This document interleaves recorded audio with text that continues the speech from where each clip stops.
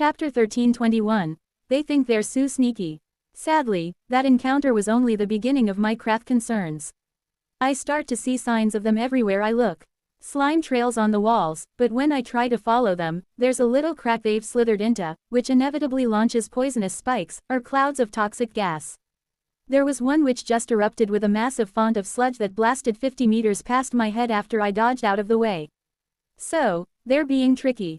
Hey, fine, you want to lead me into these stupid traps? I can just ignore the slime trails. I've got stuff to do anyway. The next time I spy one of the half-hidden trails, I pay it no mind and keep moving forward, chomping on the monsters that rush forward the moment they spot me. It doesn't take the craft long to figure out that I'm no longer willing to play their game, which just means that they move to the next one. As I creep forward, my antennae start tingling almost constantly and I can feel tiny eddies in the gravitational field around me as they slither about, but it's really tricky to pin them down. Unlike most monsters down here, who have a rudimentary sort of cunning at best when confronting an outsider such as myself, the craft are extremely cautious. I can feel just how cautious they are.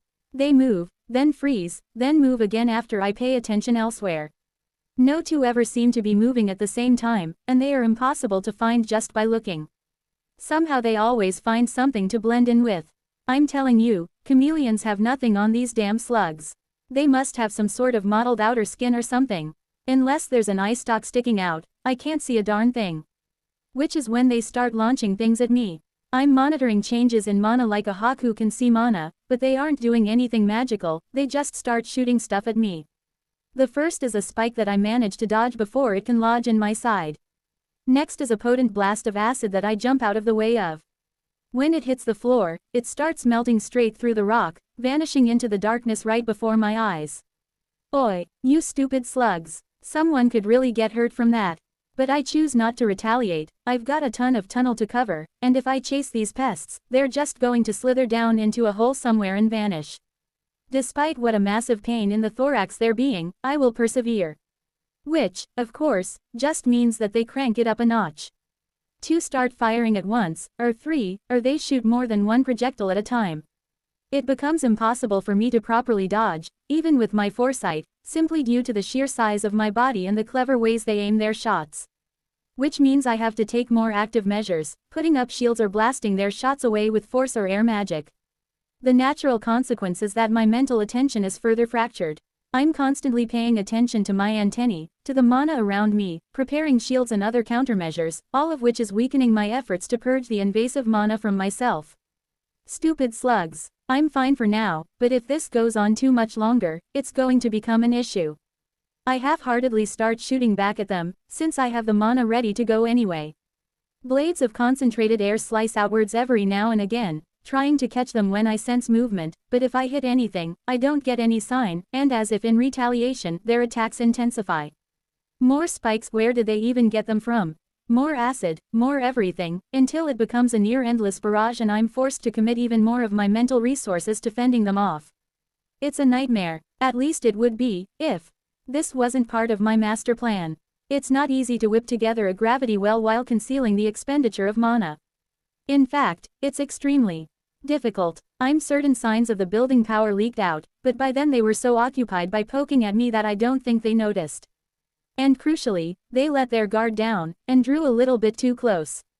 Eat gravity, suckers. Gway hey hey hey hey hey. With an enormous outrush of power, the well forms above me, and all of a sudden, up becomes down and down becomes up.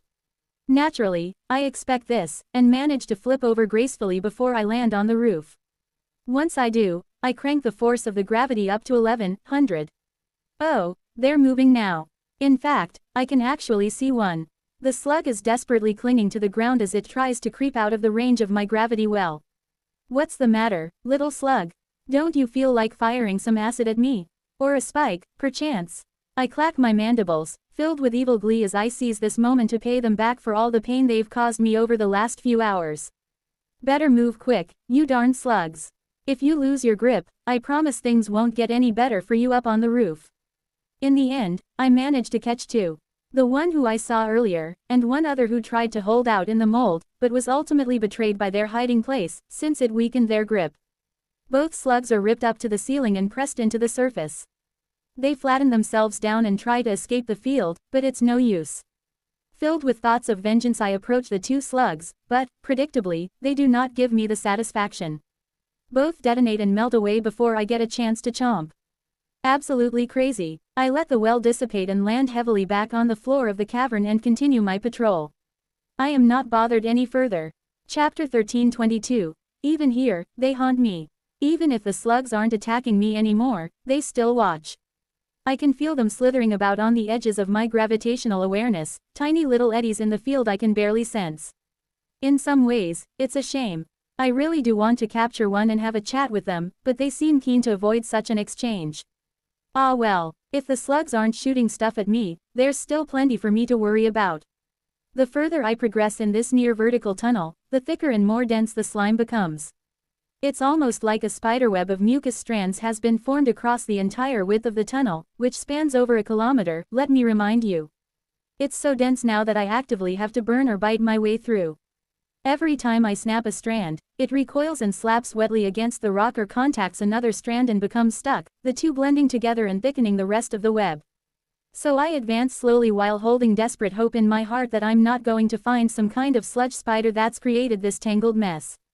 Of all the things I've seen and fought down here, an 8-legged, slime-spitting arachnid would be the most off-putting I can imagine. Fortunately, I haven't come across anything like that so far, just the usual frogs, slime fish, and a few more of those weird egg-looking things. Void chomp. I don't empower it, because goodness knows what would happen if I did. Would it suck in all the mucus strands? Or would they detach from the walls and then flop about until they stuck to me? I won't take the risk. So I let the black jaws of pure energy scythe through the strands, then creep forward, filled with caution. My antennae never stop moving as I try to sense any scent, any gravitational shift, and my eyes, as always, are peeled for trouble, specifically. And, in fact, the deeper I go into the mess, the more I do begin to sense something.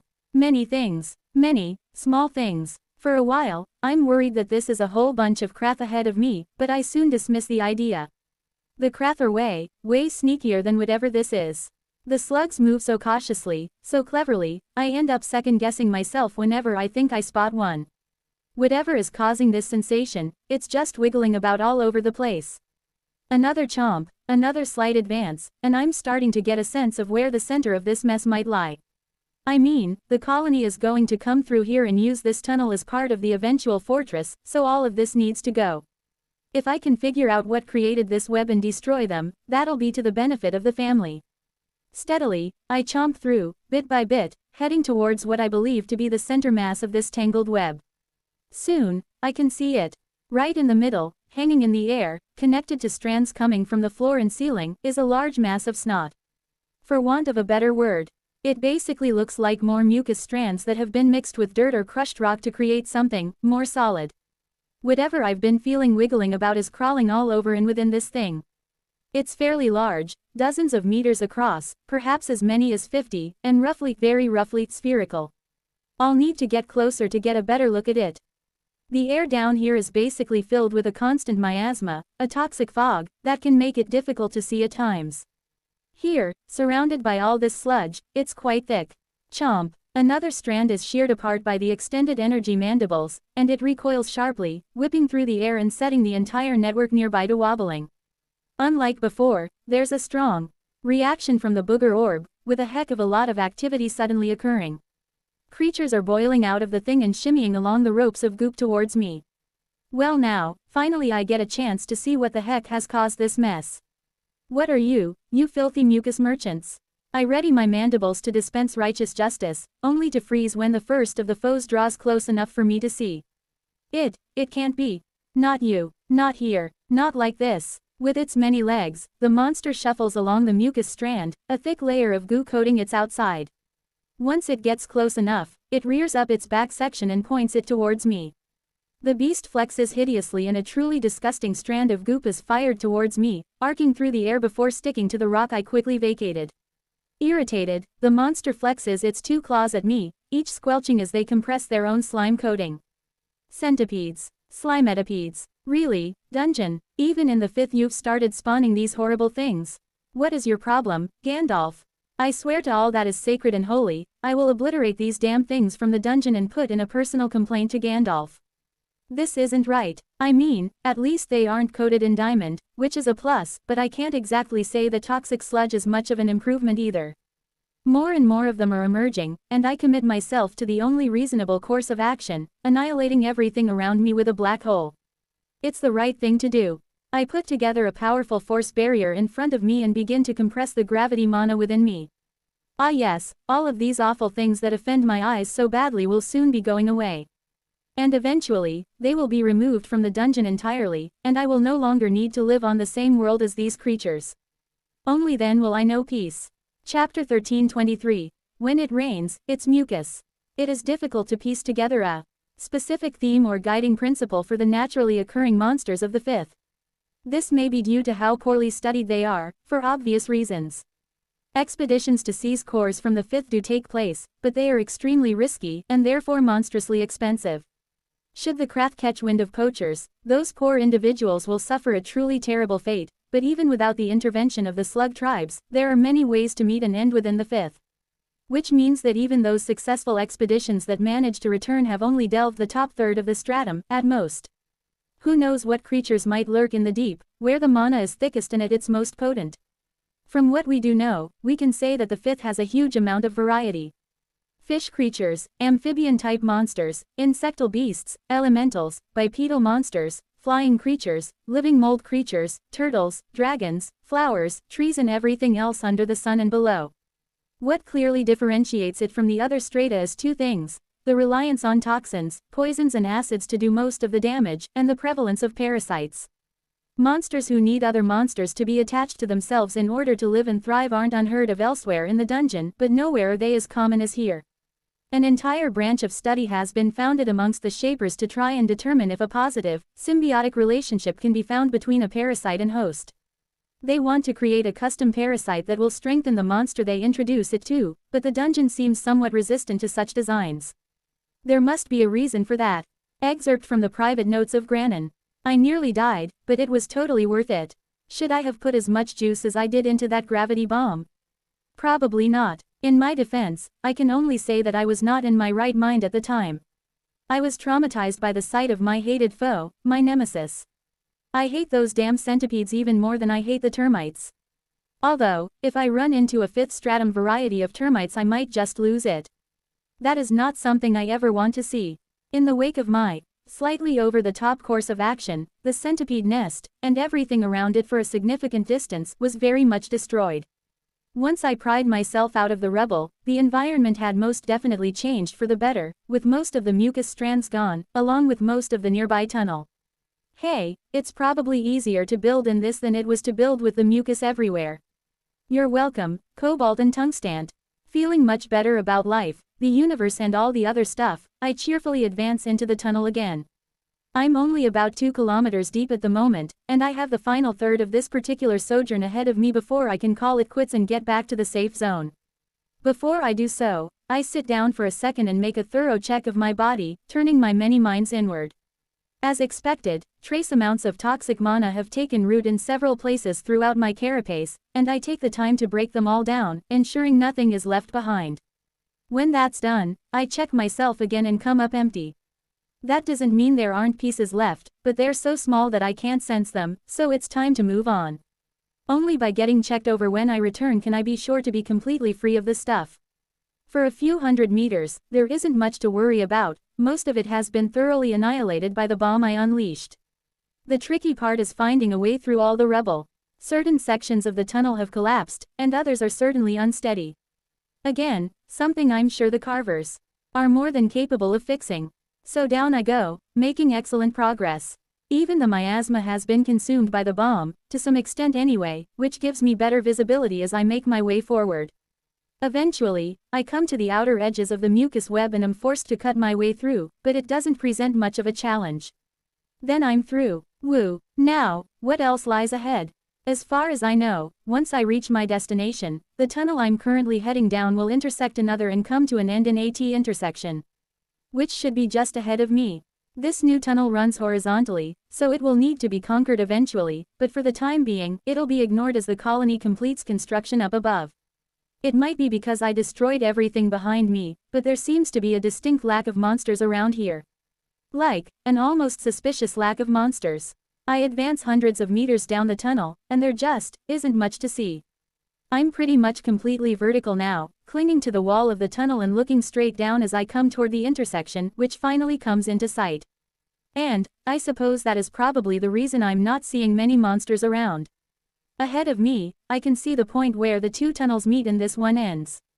Normally, such intersections are the most chaotic parts of the dungeon, filled to the brim with monsters running into each other in vibrant environments.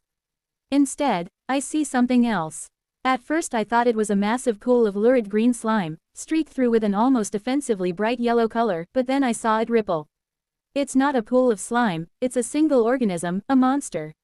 When I look closer, I can make out its shape a little better and it becomes relatively easy to determine what it is. It's a snake, coiled up in a circle. A single, truly enormous snake. Could this thing be tier 8 or 9? Holy moly, looks like I found the old monster who lords over this section of the dungeon. I wonder if it left the centipedes alone for any particular reason, or did they only recently move in while this thing was napping? I hunker down, and begin to slowly retreat. Chances are, I'll need to fight this thing, but not right now. I've been out in the toxins for too long. I need treatment, I need a break from constantly regenerating my eyes, and I need to consult with the headquarters about what they want me to do. For now, I settle for giving Solent a quick heads up. Hey there, General, I've reached the endpoint, and I'm starting to make my return. Just thought you would like to know that there is a significant impediment to our progress just ahead of my position. In what form? Snake form. Chapter 1324. Quite the feat. It took far too long for anyone to recognize just what the ants had achieved in the 5th stratum. Specifically in regards to the fortress, or nest, they constructed. Building a secure base within the 5th had been done before, many times, over the centuries. Almost every attempt to cleanse the 5th, or merely secure territory within it, had created a base, or fort, of some sort or another during their stay. Indeed, the Legion is rumored to maintain a facility there to this day, though they deny any such claims.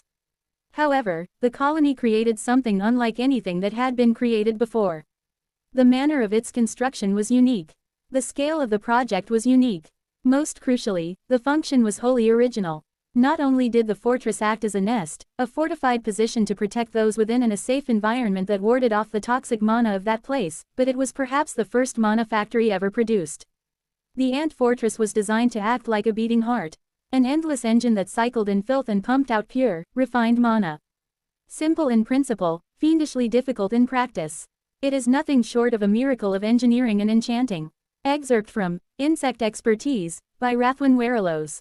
No, don't put that there. Clang. The human worker turned when they heard the voice call out to them, only to trip and cause the 4 men to drop their burden on the spot. Which, of course, just so happened to be above an incredibly sensitive component of a mana channel, bending the metal out of shape. Isaac resisted the urge to slap himself in the forehead. It wasn't the worker's fault, he shouldn't have called out like that. Nor could he blame them for being so confused as to the proper destination for those beams. Things had become incredibly chaotic once the expansion had restarted. Construction projects that had been frozen during the vent activity were restarted, even while other projects that had been picked up to fill the time were still ongoing. Sorry about that, lads, he said to the incredibly guilty-looking workers. They were looking about themselves, as if wondering when an ant was going to leap out and bite their legs off. Those beams need to go to the next drop-off point, which is about 200 meters down that way. He pointed, and the men thanked him gratefully before they bent down and picked up their supplies once more. Only when they were well off down the tunnel did he say anything to Cavalant, upon whom he was still mounted. I'm surprised the carvers didn't rush over the second they heard the metal drop. It's not like it was quiet. They wanted to, she replied, using her antennae to direct his attention. Sure enough, waiting in the wings were several teams of ants, grinding their mandibles anxiously. As soon as the human workers had made it far enough away, they rushed over and inspected the metal. How is it? One carver asked. It's gone. We need to lift out this whole section and have it replaced.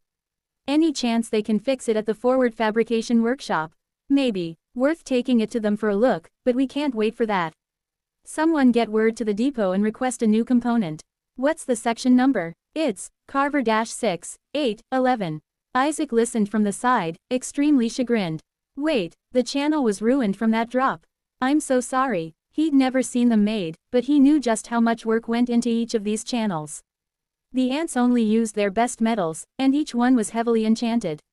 Even above each of those, the channels were extremely well formed, an incredible piece of smithery. Each one was handmade, after all.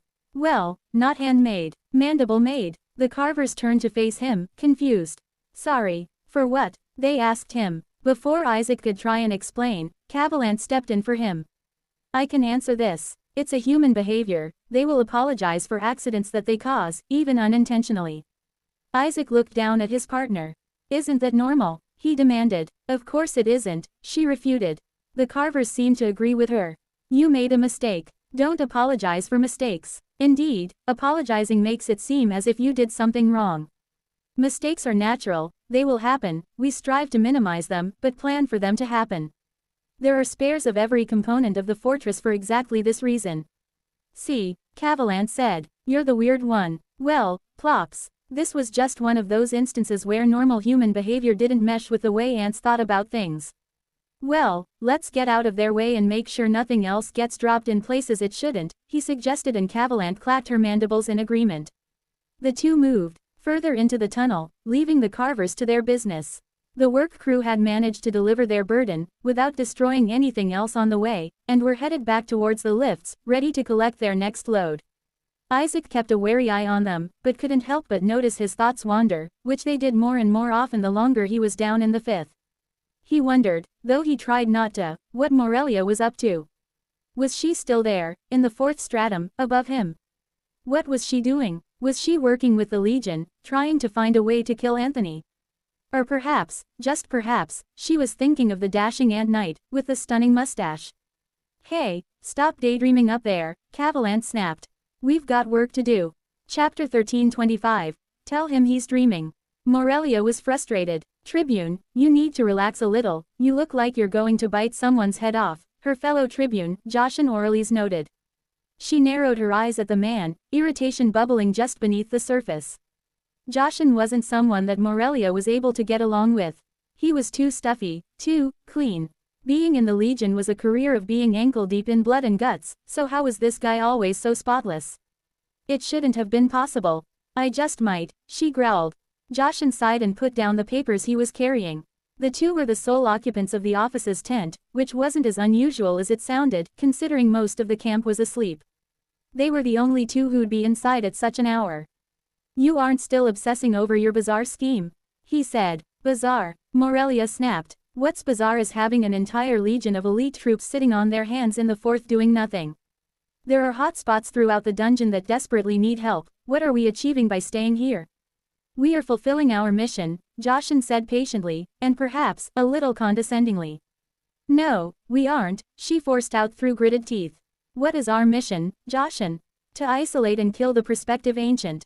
And how exactly have we gotten closer to achieving that objective today? Tell me, Joshin, what bold strides have you made? You know as well as I do that pursuing the monster into the fifth stratum would be suicide. We are waiting for the craft to do our work for us. So you admit we aren't doing anything. Someone has to be here to confirm that the mission has been achieved. And how are you going to do that? You think the colony is just going to tell us? You know as well as I do that our dungeon seers are close enough to confirm the creature's death the moment it occurs. And how long will that remain true? How deep will the target go before they're no longer able to be sensed through the interference of the fifth? I will admit, as I have in the past, that will become a problem, but right now it isn't. Morelia threw up her hands. So we just stay here, doing nothing, achieving nothing, hoping that the craft are able to kill our target. Those are our orders, Joshin shrugged. At this point, Morelia made the sensible decision and stopped talking. This guy was just infuriating. As long as they were doing as they were told, he was satisfied, whereas Morelia was climbing up the walls, desperate to be doing something useful. If she asked her mother for advice, the woman would probably tell her to do whatever she wanted. Minerva hadn't exactly been amazing at following directives, but she was such an effective leader and fighter that the troops went along with whatever she wanted to do anyways. It didn't hurt that she was almost always right in her strategic decisions, either. The only thing the higher officers could do with her was put her right at the top of the Legion and make her consul. At least at that point she wouldn't be insubordinate anymore, since all the orders were coming from her. Are you two still bickering in here? The two tribunes snapped to attention as Commander Chiron slipped into the tent. The grizzled veteran was decked out in her armor, only missing her helmet, which made her formidable presence even more hard-edged than usual. You know it's possible for both of you to be right. The commander drawled. As soldiers of the Legion, it's important that we follow our orders and don't break the trust that's been placed in us. At the same time, it is a waste of resources for us to be sitting here doing nothing at a time when the Abyssal Legion is drastically short-handed. Feet stomping heavily in her armor, the commander walked into the tent, staring down both of her tribunes. You're quite right, Commander, Joshin said, causing Morelia to roll her eyes before she could stop herself. Has there been any word from the brass? Morelia asked. Chiron just looked at her and cocked an eyebrow. Quote. Commander, has there been any word from the brass? Morelia winced and corrected herself. As a matter of fact, there has. Lo, I bring you a miracle. The consul has changed their mind, Chiron said. Are we redeploying? Morelia asked, heart in mouth. If they were going to leave Anthony alone, that would at least save her troubled conscience. She hated this mission, even if it gave her a chance to be closer to the people she'd helped to save in renewal. There were many places in the dungeon where her skills could be put to good use in the service of those who were unable to defend themselves in ways that didn't involve trying to kill old friends. Of course not, Chiron huffed. They aren't going to bend that far. Our mission is still valid and important. Any monster who experiences the call needs to be prevented from descending. That's been the case for over 1,000 years, and it isn't going to change now. The commander eyed her two officers before she continued.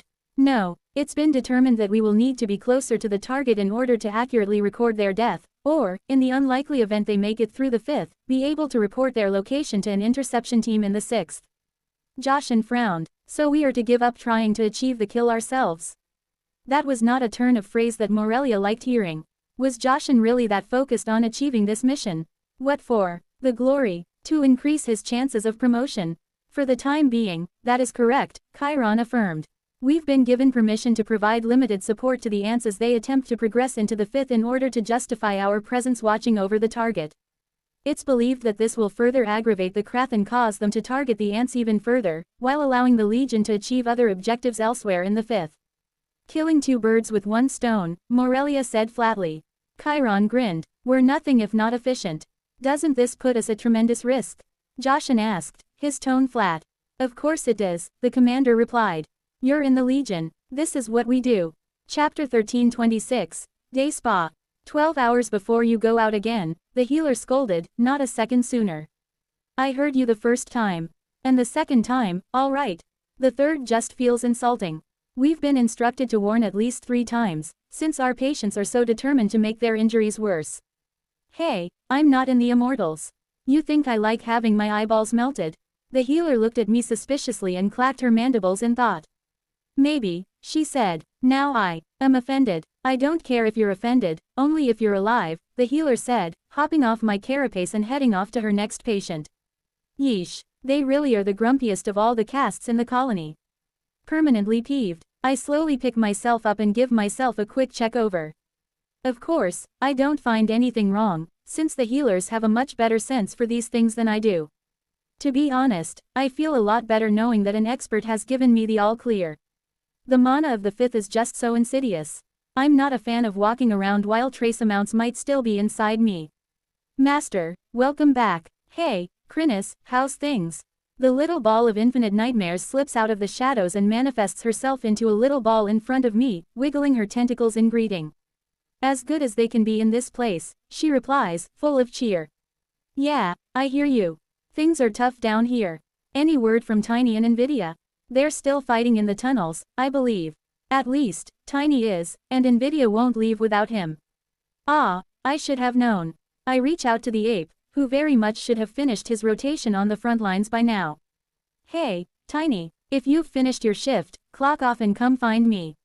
That's an order. Sheesh, damn it, Tiny. I can only imagine how frustrating he finds the fighting down here, but even so, he won't walk away from it if he has the chance to throw punches. While he sulks and finishes up his shift, let's head over to the headquarters. I need to talk to Solent and the others. Oh, did you find something while you were out, Master? Ah, yes. You know, it's weird having to explain, I'm too used to having you around all the time. Normally, you would already know what I'd seen. Well, you could take me out there with you. You know I can't, you silly little blob. I poke her with my antenna and she wobbles pitifully. I appreciate the thought, though. I'll tell you what I saw on the way, let's go. I pop her up onto my back and get moving as I explain my adventure.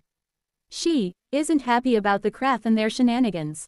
As I explain their tricks and aggression, she grows worryingly quiet. Dangerously quiet. I quickly move on. The command post, as usual, is extremely hectic, at least on the surface.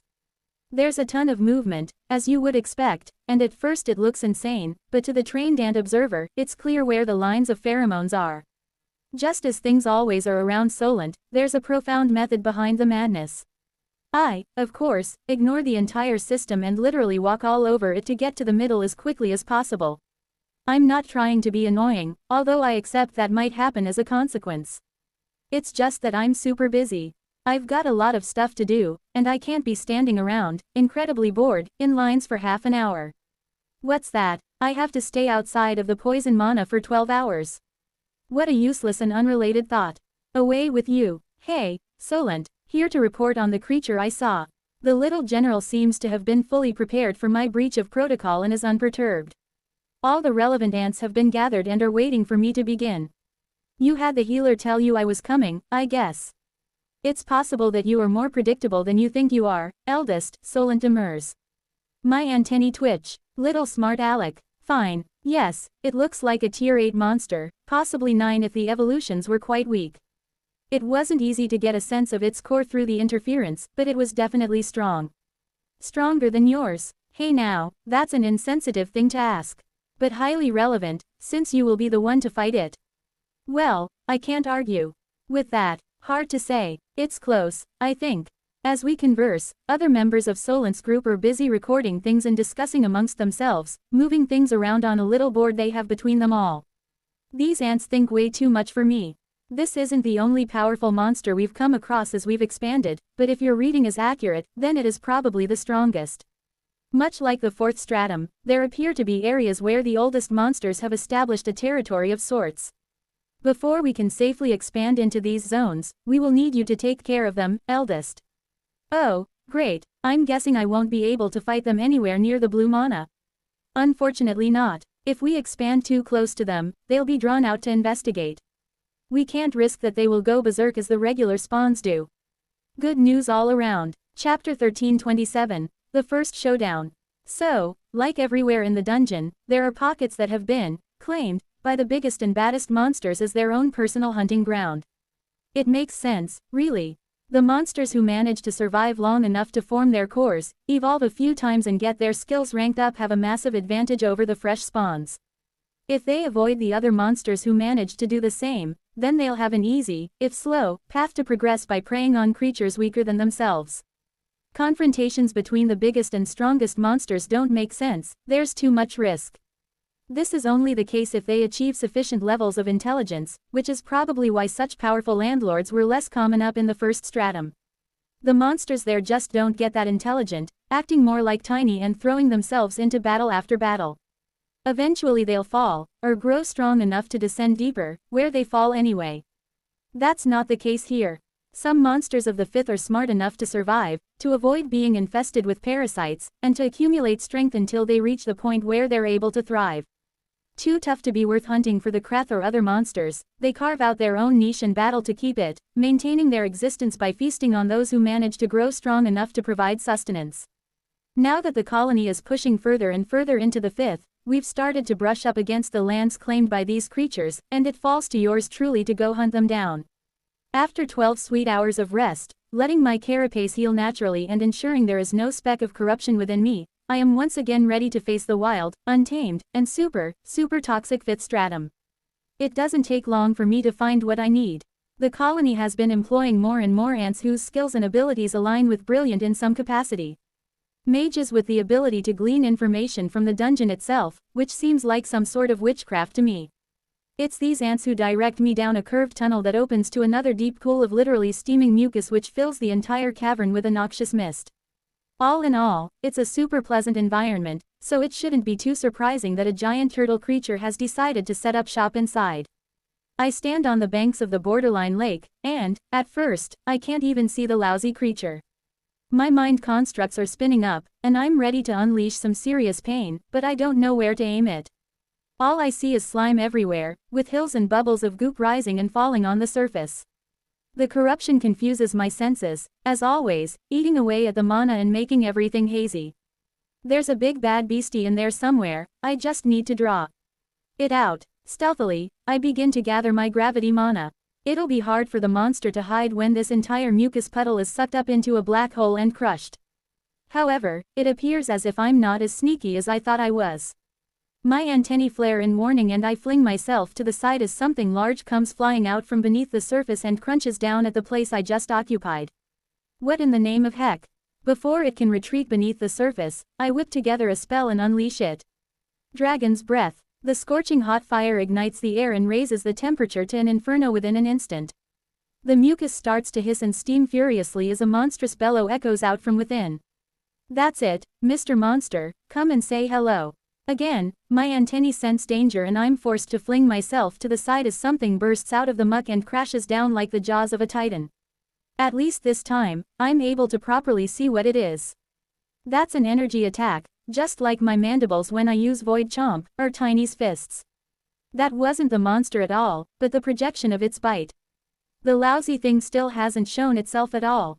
Well, I have a solution for that. Gravity Bomb. My most devastating spell howls into existence, aimed directly into the heart of the mucus pool, and I leap back to give it space to enact its terrifying work. However, something happens that truly shocks me. The entire pool of mucus begins to move. As if controlled by a single will, the unspeakable goop flows together before launching at the bomb, blasting upwards in a stream of concentrated foulness. The bomb instantly expands to its full size, causing the air to shriek in protest as it is sucked away and crushed, but even that is soon cut off. In a shocking scene, the mucus engulfs the bomb, more and more of the goop rising up to coat it just as fast as it can be consumed. Of course, there isn't an endless supply of sludge, and from within the diminishing pool the form of my opponent begins to take shape. That wasn't a mound or bubble in the middle of the pool, it was a shell. Glaring up at me with hateful eyes is the most foul turtle I've ever seen, a thick wave of mucus pulsing from its shell as it produces a swimming pool worth of the stuff every second. A wicked, razor-sharp jaw, like a snapping turtle, juts forward from its head, exposing the source of those vicious bite attacks. With a whimper, my gravity bomb dies out, and the mucus is reclaimed by the monster, pulling the remainder back into its pool, where the hyper-condensed mush produced by the bomb falls heavily, drained of its mana. The monster huffs a mighty breath and snaps its jaws, the sound so loud it shatters the air as it rebounds off the distant walls. Oh, you think you're taunting me, Mr. Turtle? You think that was the most powerful bomb I've got? You are very mistaken, I've got plenty more in the tank. Have you? Chapter 1328. Turtle Soup. So, a giant turtle wants to throw down with me. Ha, it's nothing but a snack in my eyes. Though, it's a pretty darn big snack. Now that it isn't covered by the goop, I can get a better sense of its core, and it's definitely weaker than mine. This is a tier 7 monster who didn't manage to max out its core at some point along the line, or didn't push the limits as far as it could have. I have the advantage in evolutionary energy, but that doesn't mean everything. This monster has clearly invested much more heavily in its body than I have. The turtle is significantly bigger than me, perhaps double my mass, with that broad shell covering its bulk. Looking carefully, that shell looks like it's where the bulk of the evolution power has gone. It's clearly made of an advanced material native to the 5th, the whole thing reeks of the 5th's unique mana, but more than that, the pulsating holes in the shell tell the real story of the monster's strengths. There are perhaps a dozen openings in the shell, and from each of them spews an endless stream of thick goop, coating the shell and running in slow rivulets off the edge and onto the ground. This was the source of the pool all along, created by the turtle. Since it can seemingly control the sludge at will, it's a defensive tool, a useful method of concealment, and a weapon all at the same time. Confronted by a shiny, heroic challenger, the turtle gathers up the remaining sludge, ready to try and pummel me with it. Well, I'm not about to sit around and let that happen. My mind constructs churn, preparing a host of spells as I position myself carefully, ready to spring in any direction. First thing to do is try and neutralize the goop. If the turtle is going to use it as a weapon, then getting rid of it seems like a good place to start. The sludge is rising up off the ground now, collecting into an enormous ball the beast is gathering over itself, so that makes an obvious target. I unleash a stream of dragon's breath, aiming to superheat the slime and burn away as much as I can, but my opponent responds quickly. Blinded by my own fire, I don't see the attack coming, and I have to say, without my antennae, I might have already been in a bad way in this fight. I cut off the flame and throw myself into a roll to the right, just in time to avoid another chomp. Ethereal jaws of dark yellow energy smash shut beside me, and I retaliate in kind. You wanna bite? I'll show you how to bite. Empowered void chomp. 2 mandibles formed of pure darkness form, extending a dozen meters beyond my own as I lunge forward. A screaming void forms between those jaws, dragging everything inward with incredible force as the mandibles slam shut. There's a colossal impact and everything in front of me goes dark, my vision totally covered by debris, dust and rock. There's so much moving I'm actually taken by surprise when a blast of goop swerves around and slams into my flank. I'm sent sprawling onto my side, but I'm not injured. The impact is strong, but with the carapace and plating that I'm packing, it's not nearly enough to cause any sort of injury to me. But I don't think that's the point. Instead of stopping, the goop keeps pressing, trying to force its way through the gaps at my joints and burn the precious ant within. Well, we aren't allowing that to happen. With all my minds working in concert, I unleash 2 spells at once. First, an empowered gravity domain flickers into being, covering an enormous space, hundreds of meters in diameter. Second, an enormous burst of mana flashes before being turned into an avalanche of mud. The target, me, buried in my own mud, the stuff instantly hardens, turning into a prison of dense stone faster than a giant turtle can blink. While this has the unfortunate effect of trapping me, it also cuts off the tide of sludge trying to land on my head, which is convenient while I deal with the slime which managed to get onto me. Over a few seconds, I manage to shred the goop apart with my mind while the turtle slams more and more of the mucus down on my stone prison. When it finally breaks through, I am, of course, no longer there, having tunneled out with a combination of earth mana and my mighty face hands. Didn't see that coming, did you, turtle brain? I burst out of the ground 30 meters away, and before I even get my feet settled, another searing jet of dragon's breath is unleashed. Screeching in rage, the monster turns to face me, and I get a chance to see the chunk missing out of its shell. Looks like my void chomp managed to land after all. But I missed my target. Instead of landing a bite on the beast's head, I hit the shell right on the shoulder, which doesn't seem to have hurt it much. Beneath the empowered gravity domain, the monster is pressed down by the sheer weight of its own bulk, and controlling the mucus, which is unpleasantly dense, isn't as easy as before. In comparison, I'm as light as a dancer and ready to roll. I keep the blast of fire going as I circle around the turtle. It tries to retaliate by sending waves of slime at me, but I'm able to keep ahead of them without too much trouble. As long as I'm careful, I can avoid them easily, and if I keep an appropriate distance, I don't have to fear the turtle's incredibly painful-looking jaws. What are you going to do now, turtle? There's like a million ants within range of my vestibule, all providing a trickle of wool which rapidly turns into a torrent. I'm full of beans. I'm fresh. I can do this all day. The only thing I can't do with the vestibule is turn that gathered wool into mana, but I've got a heck of a lot of that in store as well. We may not be able to use the biomass of the monsters we defeat down here in the 5th, but the cores are another thing entirely. I've been fighting monsters for days and days down here, and I haven't been letting those cores go to waste.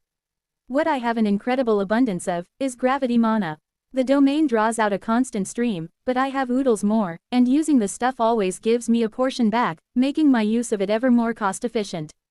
I guess what I'm saying is, it's time for bombs.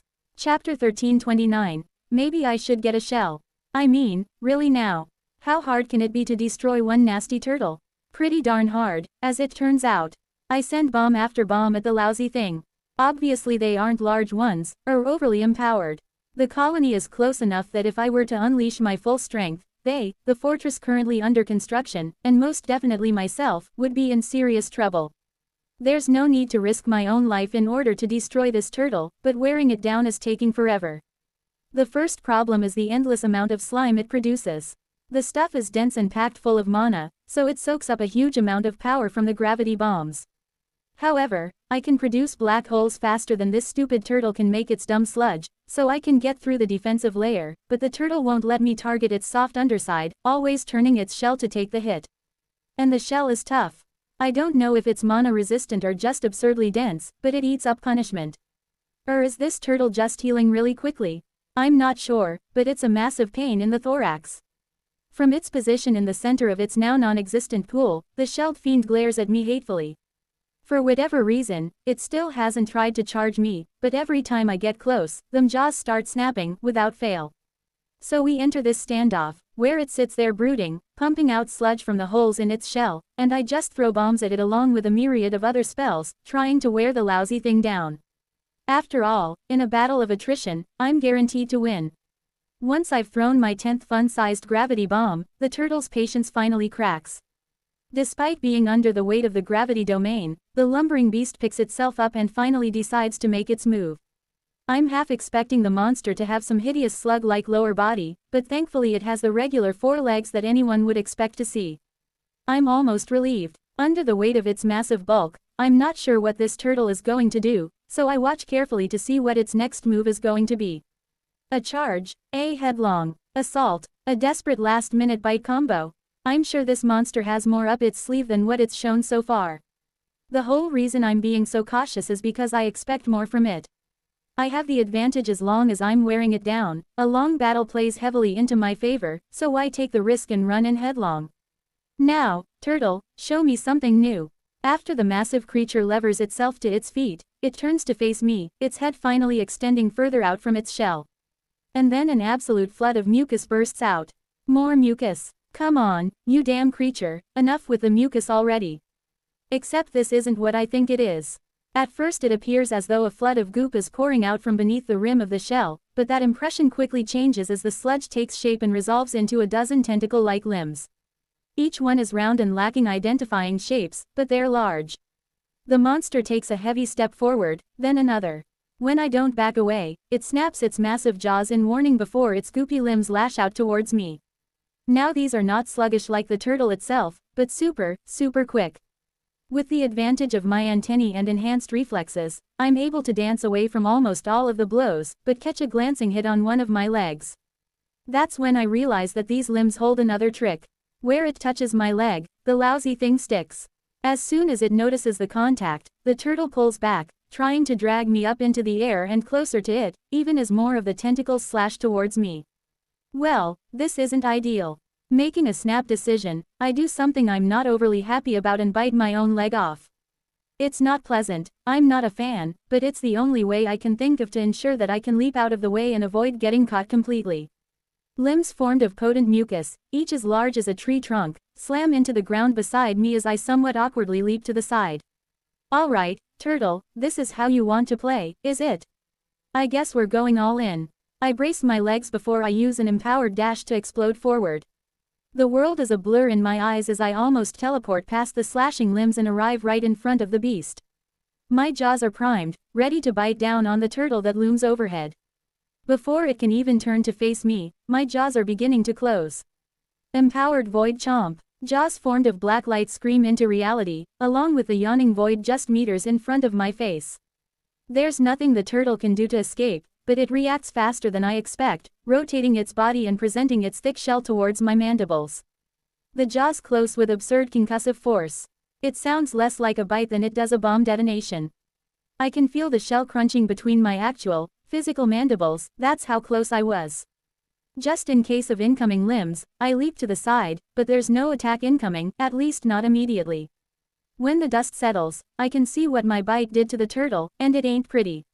The monster is injured, heavily so, but still kicking, still glaring at me with those eyes filled with rage. Just like everything else in the fifth, it seems to possess that same irrational hatred towards anything not born to this nightmarish place. However, it seems more in control, more calculating, in its response.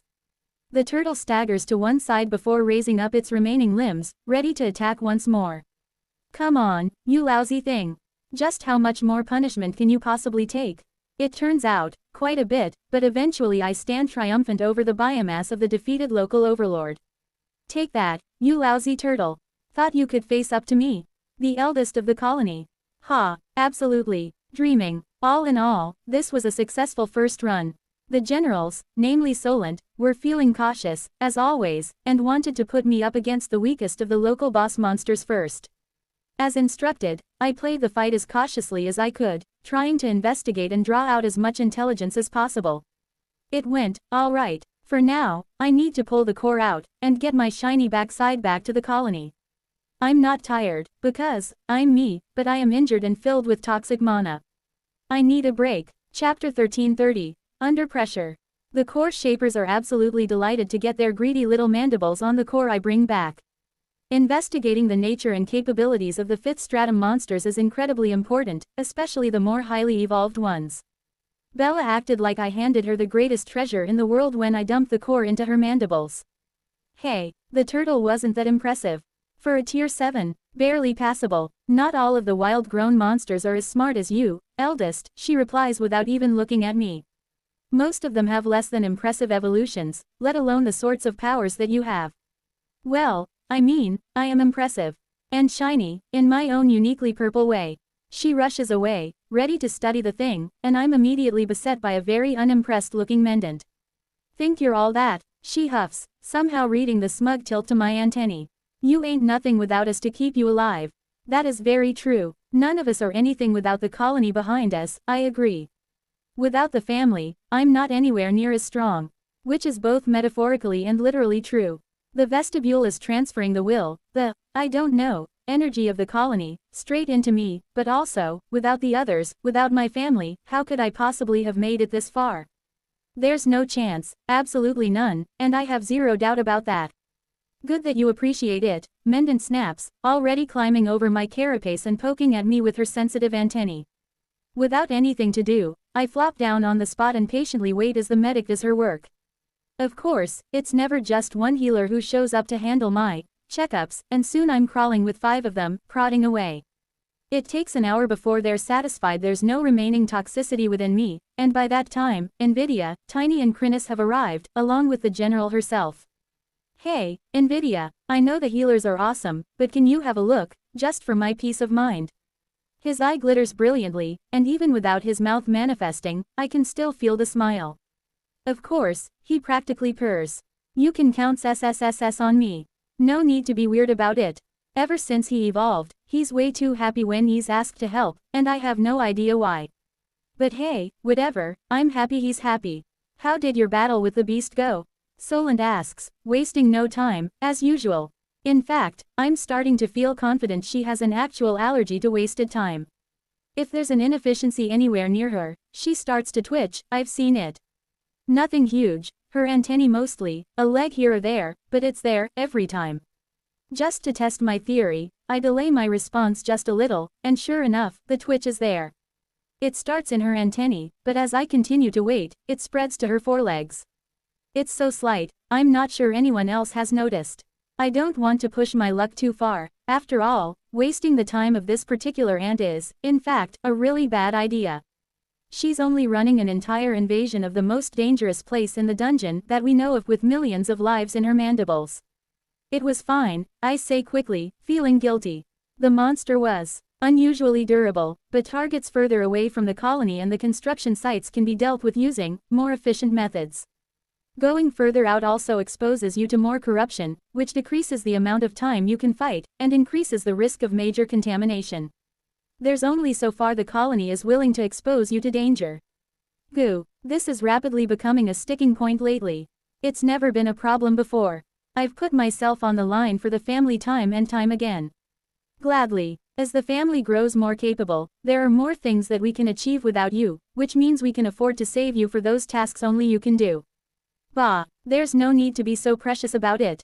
I'm here to take on the most dangerous tasks faced by the family. That's what I want. Load me up. Solent considers me for a moment and I start to get uneasy. The colony has been more than willing to throw me at the front of this invasion, because they don't really have a choice, but more and more I feel like they're starting to look at me like they do the queen. I have to emphasize, I do not want that. Not at all. It would drive me even more nuts than it does the queen, and I would be completely aware of all their schemes to keep me out of danger via the vestibule, making the entire effort a complete waste of time. You put me in the position I occupy because I don't operate like the others, Solent stated. Because you needed someone who was willing to do things differently. She waits for an answer, but I'm not sure what she's after, so I just nod. I want you to trust me. As long as you cooperate, I promise I will utilize your strength in the correct way. Well, I sure as heck don't want to have to consider the grand plan. If I tried to cram everything Solent has been working on into my head, it would explode. I feel fine with her calling the shots, of course I do. I just have to confirm one thing first. You don't hold a grudge about our tunnel ball match, do you? Her antennae flicked derisively. Of course I do. I always will. Well, Nards,